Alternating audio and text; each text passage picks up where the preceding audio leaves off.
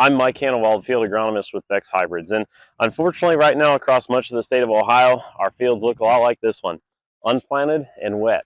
And this wet weather pattern that we're in with continued rains has made it difficult to get much if any, planting progress made in the last few weeks. And so while farmers across Ohio are all over the board in the amount they have planted, there's two main things to think about is what do we need to do for the planting that has yet to happen as we move to the second half of May? And then what do we do about what is already planted? And I'll wrap up the video with a quick comment on wheat as well. So starting off, what do we need to do for what has yet to be planted? As we move into the second half of May, especially once we get past the 15th and 20th, it's time to start thinking about increasing our soybean planting populations. That's the main thing. With soybeans, they're going to have less time to grow. It's less time to develop vegetatively, less height, fewer nodes to those plants, and so less yield potential from each individual plant.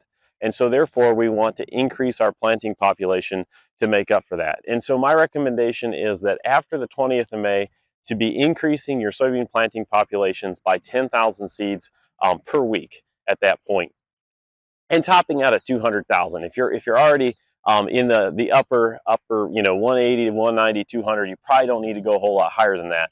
But increasing that from those lower populations, if you normally be planting 130, 140, 150, maybe increasing that a little bit again. More plants so that we get hopefully just as many nodes per acre and then just as many pods per acre, but we need more plants to do that because each plant will have less potential because of less time. Also moving forward as we get into later planting, thinking on the side on corn, late planted corn. We've seen good success with good yield potential of late planted corn. It is still very important though that you plant into ideal conditions. And actually PFR has shown it's more important to plant into ideal conditions later in the season. And I know that our impatience can catch up with us and we feel like we're up against the wall and we need to get going and need to get stuff in the ground. But being patient, waiting the extra day for the ground to dry out if we get the window to do so, pays bigger dividends as we get later. When it's warmer during the day, there's more growth per day. And so for a corn plant that emerges 2 days after the one next to it, that's going to be a bigger difference in growth stage and therefore a bigger yield penalty for that inconsistent emergence as we get later on in the season than what it was when we planted early, where it was cooler as that corn was emerging, and so you had less growth per day and those late plants weren't quite as far behind. Second consideration with corn is what maturity do we continue to plant as we move into the second half of May and potentially into June. And so we've actually done a study with this in PFR. And so if you take a look on your screen, you'll see the results of that study. So this was done at our Atlanta, Indiana location as well as in London, Ohio. And you can see the data there of comparing different maturities of corn planted during the first week of June. And you can see that we're seeing the highest return on investment with that fullest season hybrid at 112 day. Now, the big thing is, well, what about wetter corn in the fall? We factored that into that number. That's why we didn't show you yield. We showed you high return on investment, and that is factoring in those moisture drying charges as well. And so that's something to keep in mind, that sticking with the plan of what hybrid you intended to plant originally is going to be the best way to go, provided that it can mature before frost. And so if you're planting something extreme that's way out of zone, you might need to switch to something earlier. But for the most part, if we're planting into the first week of June, sticking with our original plan is going to be more profitable, even if we have higher drying bills come fall. So keep that in mind. Moving on, what do we do about the stand that we currently have, corn or soybeans already planted out in the field as we evaluate those? You know, with the cool weather we've had in the first half of May, our corn and beans have been very slow to emerge. And we've seen them emerge slowly. We've seen inconsistent emergence, and things just aren't as nice as what we'd like to see in a lot of cases. However, those crops have a tremendous benefit in the fact that they were still planted in April. And so I will tolerate a thinner stand, especially in soybeans. I'll tolerate a thinner stand planted in April over a thicker stand planted in the end of May or even into June if that's when our window opens up.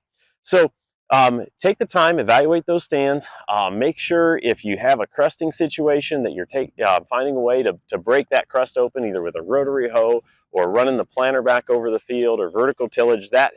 we've seen time and time again that that's a really profitable practice to do, and usually can be successful.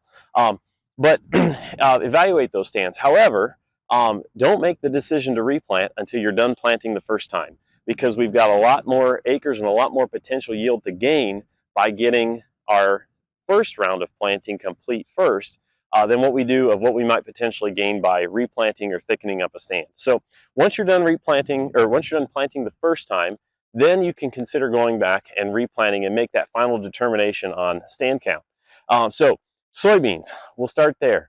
Our PFR testing, you can see it on your screen. We've seen that 70,000 is enough, especially if it's early planted in April or the first half of May.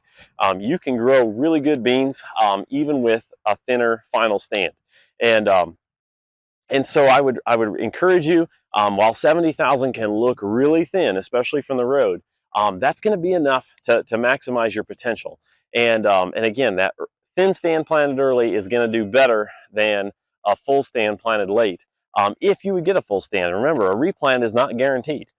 So if you've got holes where there's, wet holes and such that have nothing, obviously you can go patch those in.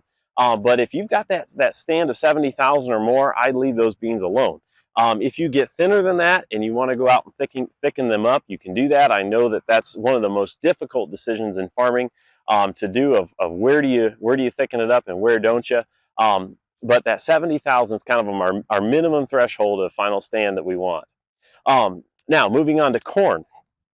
You can see the results in your screen. We've got 5 years of data of corn. We're finding that somewhere between 20 and 24,000 is that break point as far as where we need to consider replanting corn. Now, unlike soybeans you can thicken up a stand, and I'd encourage you, if you need more beans out there, always thicken it up. Don't destroy those original plants, because those are going to produce the most yield. In corn, outside of just patching in some wet holes, you're going to need, the best practice is to terminate the whole stand and start over again, so you don't have corn at two massively different growth stages competing against one another. Now, that 20 to 24,000 is kind of what we're looking at there. But the other factor you need to take into consideration when you're looking at that is, what's the hybrid that I have and what is the ear flex potential? Your seed dealer should be able to help you with that as far as understanding those. And because our hybrids we have some hybrids that have tremendous flex potential and will make up for those holes in the stand. While that's not ideal to have a less than perfect stand, you can definitely, you might be better off leaving that thinner stand, letting those ears flex out, than what you would be to tear up and start over. Because again, that replant pass is not always guaranteed that it's going to be any more successful than what the first one does. And at least with the first pass, we've got the benefit of early planting on our side.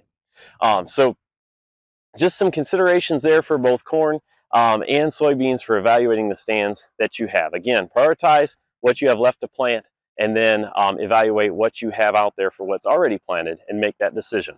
Last comment is on wheat. So make sure you're keeping an eye on your wheat fields. We can be really focused on corn and soybeans right now, but wheat is going to be getting close to that flowering stage, especially in northern Ohio. Southern Ohio may already be there, but watch those heads to come out and hit that flowering time frame with that fungicide. I've already been getting the question, is it worth that fungicide pass with lower wheat prices? And I say yes. We've actually seen our most consistent response to fungicide in our PFR trials is in wheat. And so hitting that flowering, it will help you gain yield. Our lowest gains that we've seen in PFR, we've seen about a 4 to 9 bushel range of gains with the fungicide in our testing. Even at 4 bushels, you're at least breaking even with that fungicide pass in a lot of cases, and that will decrease any worries of vomitoxin as well. So still strongly encourage that. If you have any questions about any of these or any other agronomic topics, or want help in making some of these difficult decisions, feel free to reach out to myself or your local Beck's representative, and we'd be happy to help. Best of luck as you wrap up planting, and stay safe out there.